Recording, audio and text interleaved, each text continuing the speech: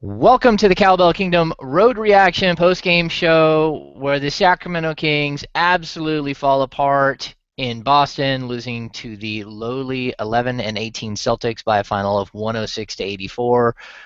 This four-game road trip has started off disastrous. DeMarcus Cousins was ejected. This is the lowest of the low points for the Sacramento Kings. Rui, how are you doing today? Rui Thomas joining me on the Cowbell Kingdom Road Reaction postgame show.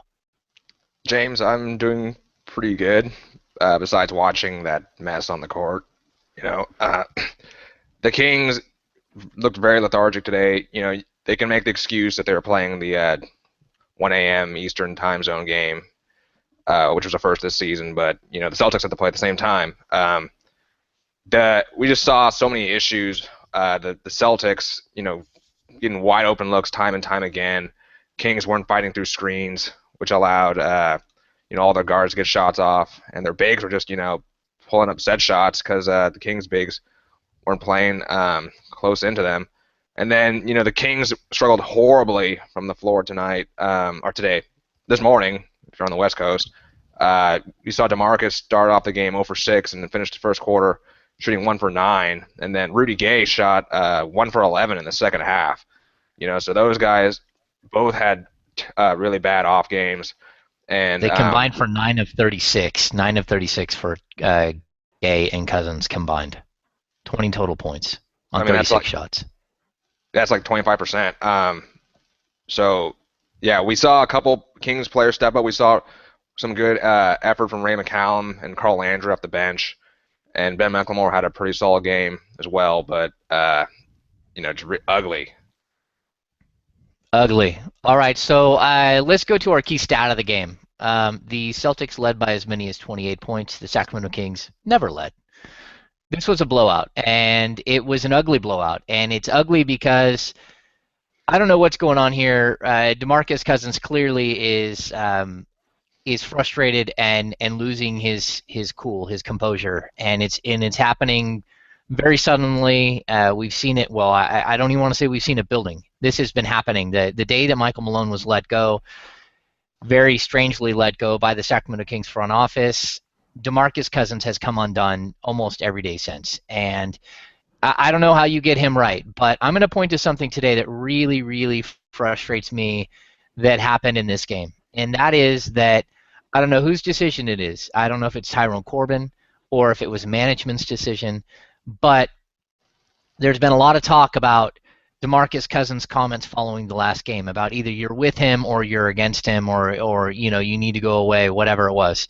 Well, for some reason, Jason Thompson got benched in this game and got a DNP CD. Now, for all I know, Jason Thompson said something behind the scenes, but I've covered Jason Thompson for a long time. I've covered him for, this is going on 5 years. He is a pro's pro, and he is as frustrated as anyone else about this situation.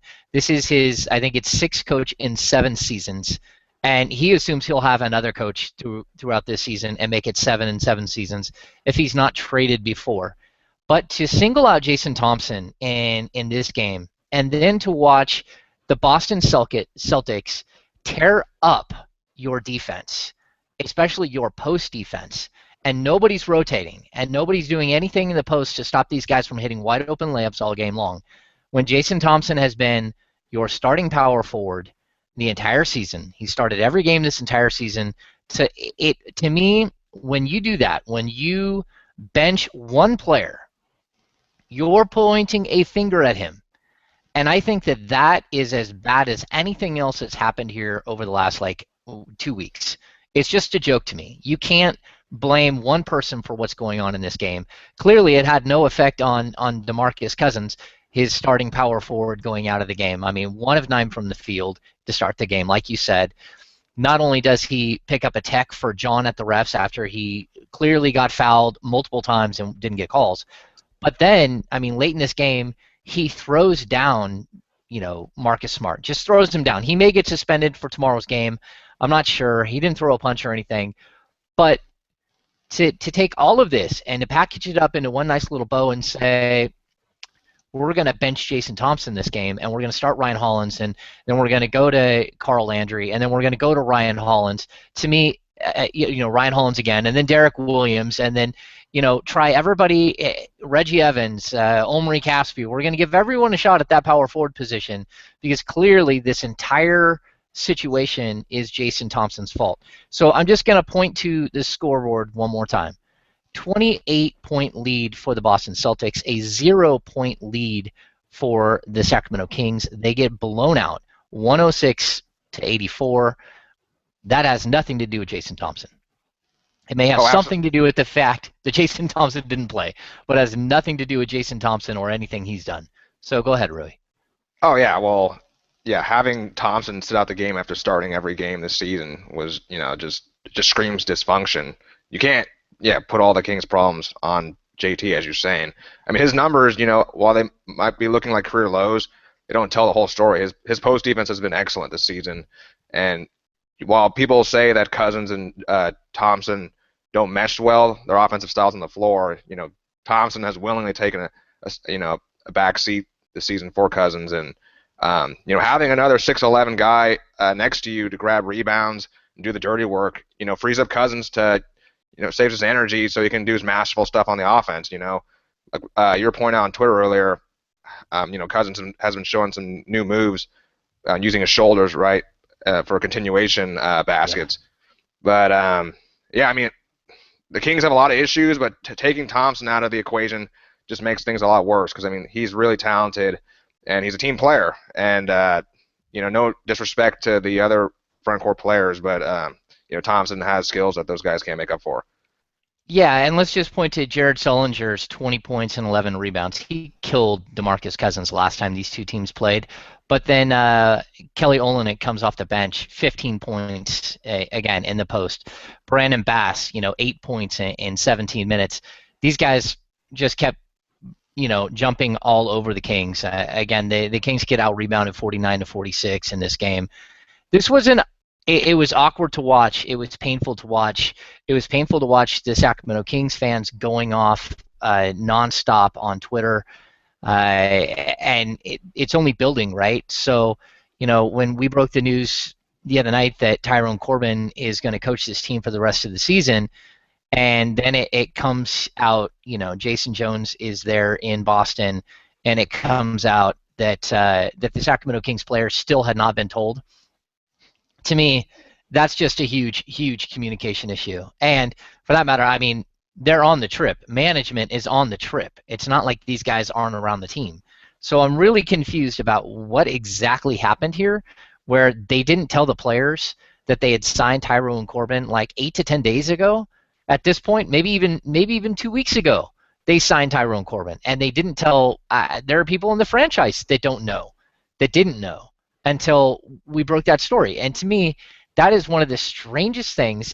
It's sort of like this. It's a snowball. It's happening again and again and again that management is not being forthright with their communication, and it's really hurting the product on the floor, and it's also really, really hurting the fan base, who is beyond frustrated right now. Oh yeah, totally agree. I mean, you have to involve, Cousins at least at the very, very minimum, right? In, what's going on with the team. I mean, it would be helpful for your star player to know who your coach is going to be, for the next few days at least. Yeah, I mean, all fans can do is just throw their hands up in the air, right?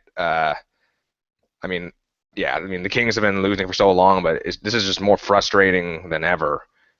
Just the way that they're winning for the first month of the season, and then just have everything just blow up in their face. Yeah, not much you can do, but just shake your head. All right, well, let's talk about a couple of the numbers. Darren Collison actually had a very solid game. He scores 14 points. He has 5 assists in 32 minutes. Goes 4 of 10 from the field. He misses all 4 of his three-pointer attempts, but he actually looked like he had some fire and some want in this game. Ben McLemore struggled with foul trouble. Goes 3 of 5 from the field, 2 of 3 from downtown. Again, finishes with 12 points. He had 4 personal fouls, 5 rebounds in only 19 minutes, which is a good thing for him. Both of those guys turning the ball over 3 times apiece didn't really help, but at the end of the day, I think you'll deal with it. DeMarcus Cousins, 11 points, 11 rebounds, but 5 of 17 from the field. Again, 2 technical fouls, one of them for throwing down Marcus Smart, which will probably at least cost him some money. It may cost him a game. I'm not sure. Rudy Gay, 9.77 rebounds in 34 minutes, shoots 4 of 19 from the field. The only guy that really stands out to me in this game is Carl Landry. He goes 7 of 11, scores 14 points, grabs 5 rebounds. Again, he's been playing limited minutes during this whole upheaval. Ray McCallum does do a nice job off the bench as well, 11 points and 4 rebounds, 4 of 8 from the field. He came in and looked like he had a fire. Unfortunately, Stauskas, 1 of 6 from the field off the bench. Derek Williams, 1 of 5. Omri Caspi, 1 of 3. And Omri looked like he was just trying way too hard. This was a really awkward. So those guys there combined for 3 of 14 from the field, which is just going to kill you. So this is a really tough game to watch. Not just because, DeMarcus Cousins meltdown, but, there wasn't a lot of team play going on in this game. Would you agree with that, Rudy?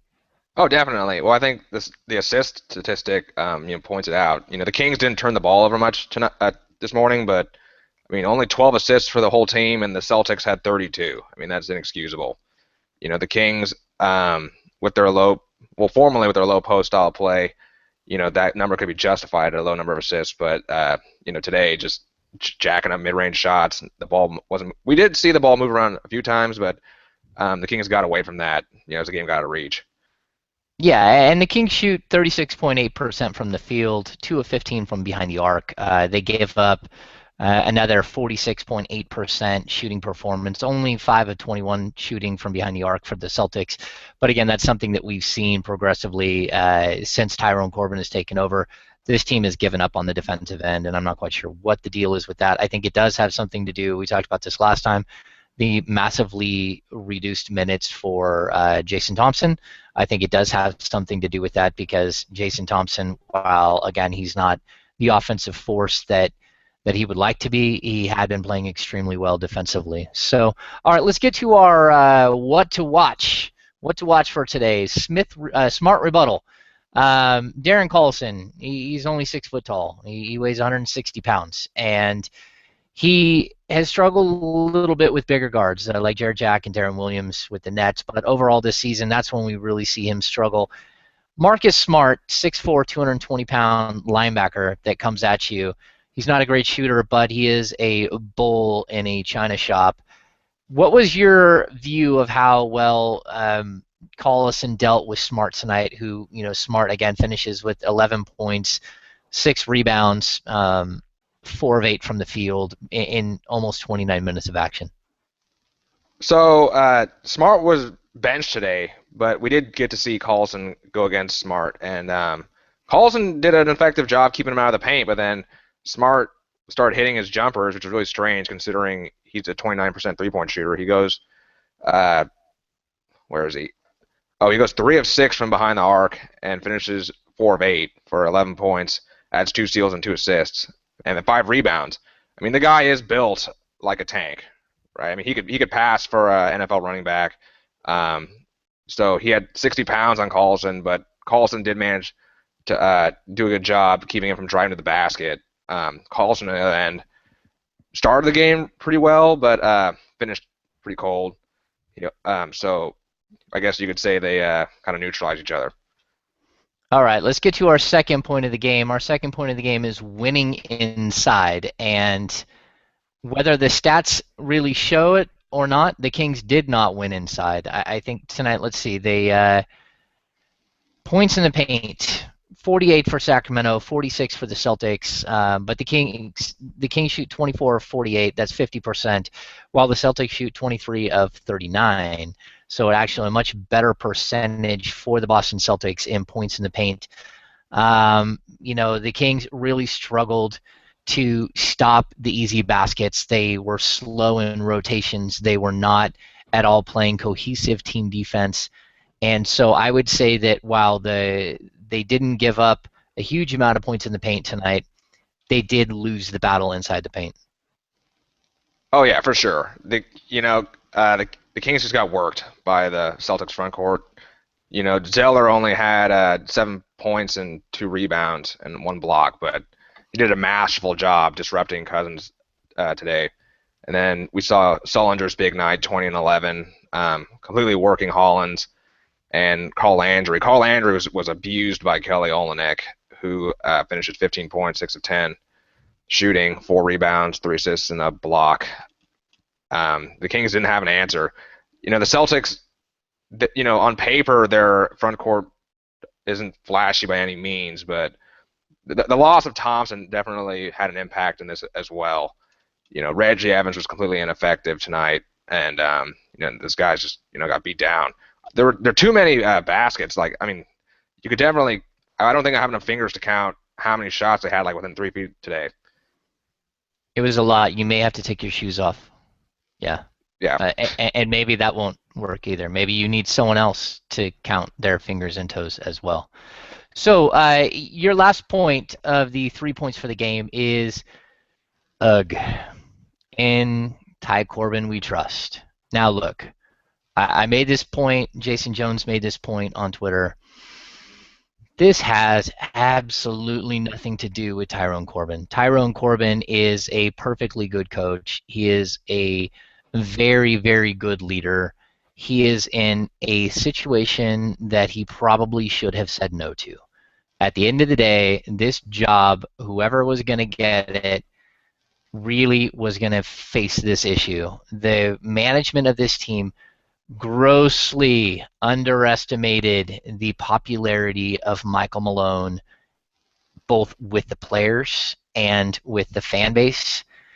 But the players are really all that matters, and the players are really they're lost. And it has nothing to do with Tyrone Corbin. Tyrone Corbin is doing everything he can to try to right this thing. It just doesn't matter. I mean, the players are pissed. The chemistry, the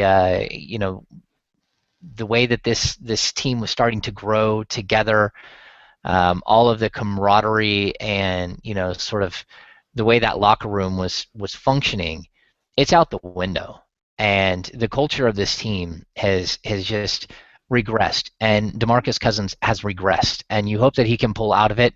You hope they can pull out of it.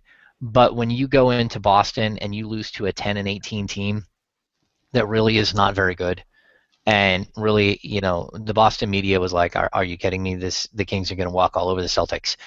Well, that's not what happened. I mean, the Celtics, punked the Kings.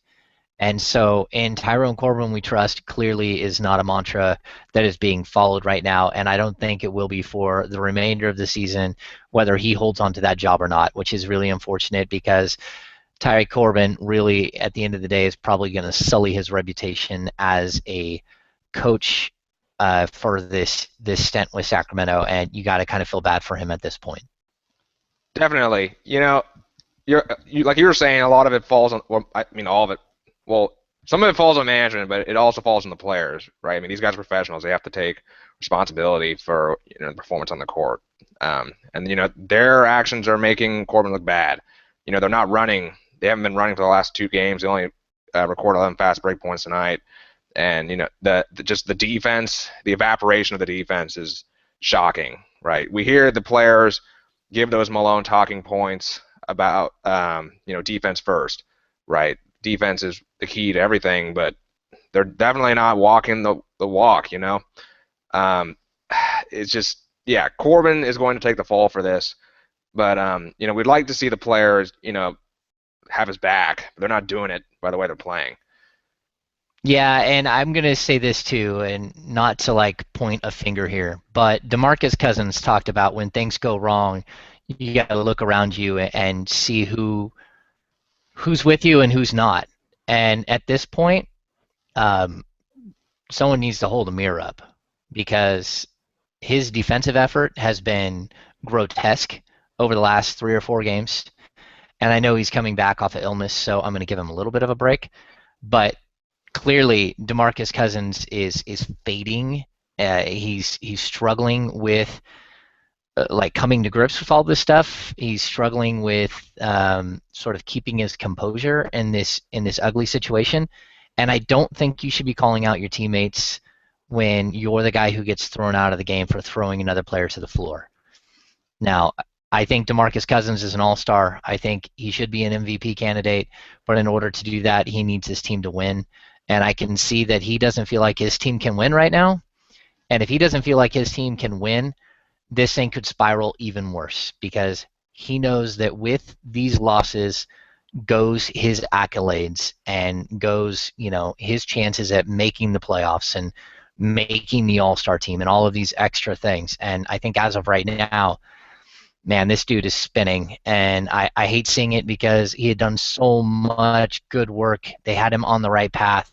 And I think that's got to be the most frustrating part for everybody. It's that you took away his support system after 4.5 years in the league, whatever it is. He had finally gotten to a good place. He was, enjoying the game of basketball. He was enjoying every aspect that comes with that. And now he's dropped right back down to where, he does need to look in the mirror and say, look, I can't let this happen to me. I can't let this team sink with me because as of right now, that's what's happening. I mean, the Kings get blown out in the first quarter, and a lot of the reason they got blown out in the first quarter is because he went 1 of 9 from the field, and then he picked up a tee, and then it just snowballed. So for me, this is a defining moment in DeMarcus Cousins' career, and certainly in this season, but in his career, he really needs to get back to the player he was just a little while ago. And the points and stuff, like 39 points the other night, he's dominant. He's the best offensive big man in the game without any question in my mind. But at this point, it's not about that. It's about being a pro. It's about, controlling your emotions. It's about being the guy to lead your team out of the giant sinkhole that someone else created for you. And I hope that happens, but I'm not sure that is what's going to happen here. So it could get worse, and I think people need to see that. I wrote about this the other day, but we're not that far away from someone saying, I don't want to be here anymore. And we're very, very close to that situation where somebody says, look, this is a bad situation, and I don't want to be here anymore. And so we could see trade demands. We could see a lot of different things play out here, but I don't think what we're going to see is good things like free agent acquisitions, because this situation has to get cleaned up, and has to get cleaned up right now. There is no more time to waste with this project. This was a bad decision by management. It's coming back to bite them in the butt almost hourly now. And it's time to fix what you did and move forward. And of course, you can't bring back Malone, but you need to fix what you did. And I don't know how they do that. So, all right, let's get to our last thing that we typically do here. Let's get to our MVP for the game. Rui, who do you have as your MVP for tonight's game? Okay, I'm going to go with a King. The shining bright star off the bench, Carl Landry, who just the ultimate professional. Comes in, scores to 14 points on 7-11 shooting in 29 minutes. Effective as always when he gets touches down low, and then adds 5 rebounds and 2 blocks, one of which was absolutely filthy, swatted a Celtic off the glass. So, him along with McCallum, maybe I'll give McCallum some credit as well because he came in the game and energized the unit. Drew 6 free throws within a span of a couple minutes, going hard to the rack every time. So I would say Landry and McCallum, my co-MVPs. All right, I'm going to go with the Boston Celtic because the Boston Celtics won by 22 points.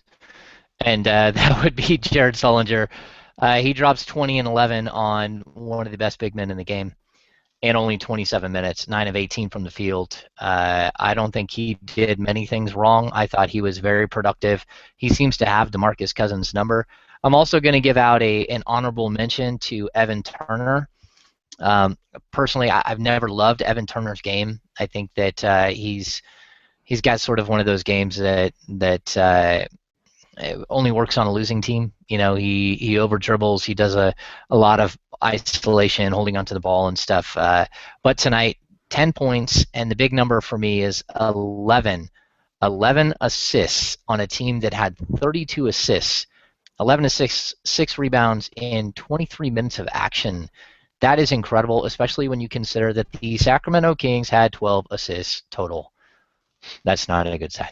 So, what else you got for me, Rui? On the way out the door, do you got anything else? Well, we have a quick turnaround tomorrow in Minnesota against Timberwolves, so I think we need to monitor Cousins' status right? I mean, he didn't throw a punch, so I would expect him to play, but you never know with his reputation and all in the league. Yeah, I would agree with you. I think we have to monitor his status, but if I'm guessing right now, I think DeMarcus Cousins does play. Plus, this is like one of the worst turnarounds in the history of the NBA. It's New Year's Eve, and the Kings not only do they have to did they lose and get smacked around in Boston, but now they have to board a plane to go to Minnesota and play again tomorrow. This is a brutal stretch, but it's a brutal stretch against very, very suspect teams. And the Kings are already 0-2 against the first two suspect teams. If they go 0-4 on this trip, I got to assume that something else is going to happen, and I don't know what that is unless the Kings literally just shut it down for the rest of the season. So that's one other thing to watch. So I guess that's going to do it for this edition of the Road Reaction post-game show. I'm going to ask all of you Kings fans to step back from that ledge. I know it's you're staring into the abyss, and you're frustrated and angry, and the players are frustrated and angry, and for that matter, I believe the coaching staff is frustrated and angry. But hopefully, it will get better. And no promises there, but they've got to try something. I'm not sure what that is. So for Mr. Rui Thomas, I am James Ham, and you've been listening, watching, looking at the Cowbell Kingdom Road Reaction post-game show. We'll be back tomorrow as the Kings travel to Minnesota to take on the Timberwolves. Thanks for tuning in.